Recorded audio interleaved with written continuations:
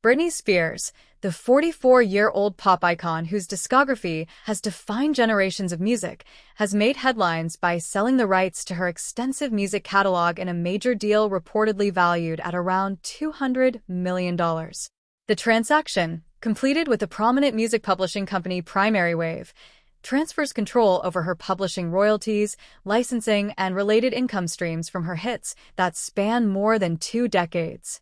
This move comes at a time when questions about Spears' financial situation, career trajectory, and personal life have resurfaced, with insiders offering insights into the motivations behind the sale and recent sightings that have raised concerns among fans and observers.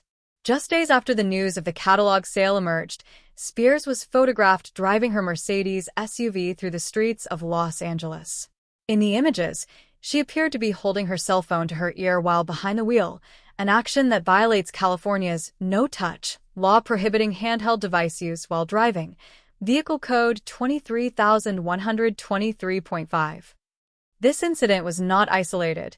In recent months, she had been captured on video swerving into the wrong lane on a highway following a night out, prompting worries from some close to her that she might be facing difficulties. These moments have fueled speculation about her well-being, especially in the context of her decision to divest from her musical legacy.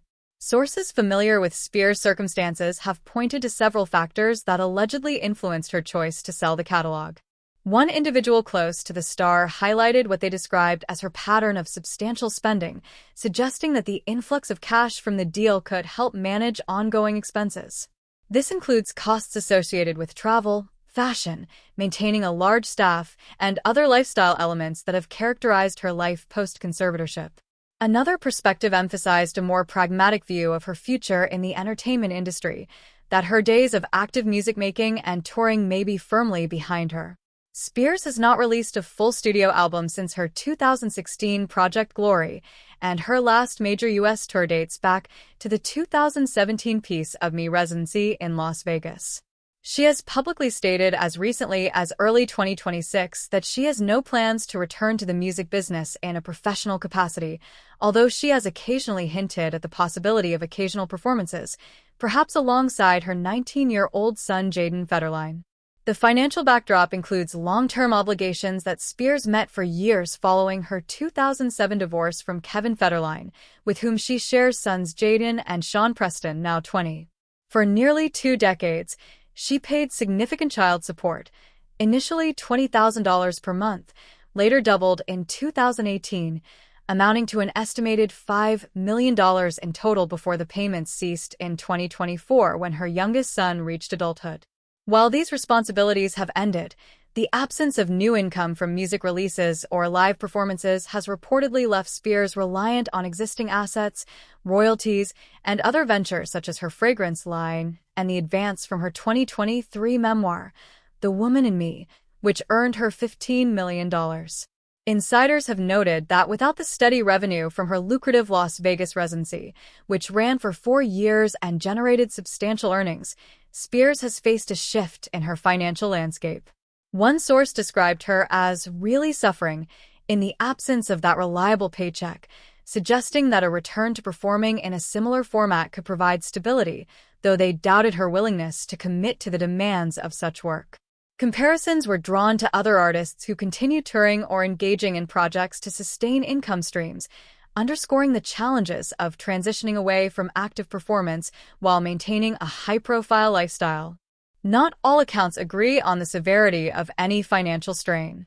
Another perspective countered that Spears is not in dire straits, but rather capitalizing on a favorable market for music catalogs, where streaming rights have become increasingly valuable.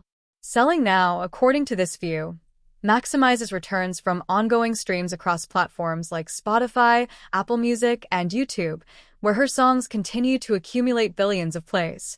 Her catalog includes groundbreaking hits starting with Baby One More Time in 1999, which sold over 10 million copies worldwide and topped the Billboard Hot 100 for 2 weeks, through multi-platinum anthems like Toxic and others from her 9 studio albums. These tracks have earned her Grammy nominations, MTV Video Music Awards, Billboard honors, and enduring cultural impact. The deal is seen by some as a strategic move that secures her long-term financial independence, potentially boosting her net worth from previous estimates around $60 million to closer to $150 million. It aligns with a trend among legacy artists monetizing their bodies of work, allowing them to benefit from past successes without the need for ongoing creative output. Spears could, in theory, still perform her songs live if she chose to, as the sale primarily affects publishing and licensing rather than performance rights. However, her recent statements and lifestyle suggest a preference for stepping back from the industry entirely, enjoying the freedom that comes with such a substantial payout.